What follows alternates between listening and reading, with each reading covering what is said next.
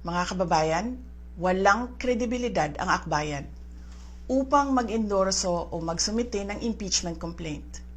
Ilang ulit ng hayagang ipinahayag ng kanilang pinuno ang kanyang intensyong tumakbo sa pagkapangulo.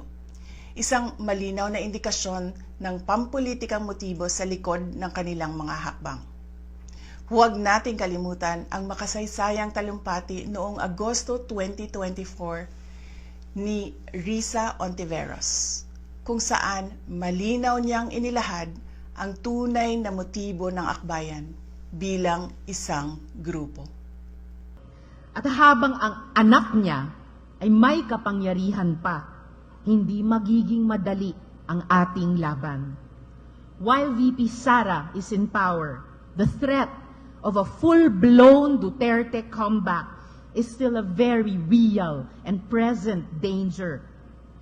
For one, they are supported by one major superpower, China. Kaya malinaw na lahat ng ito ay isang uri ng harassment at pang-aabuso sa proseso ng impeachment ng grupong akbayan. Hindi malinaw kung ano ang ipinaglalaban nila para sa kaayusan ng bayan, pero napakalinaw ng kanilang pamumulitika at pagpapahirap sa usaping diplomasya ng ating bansa.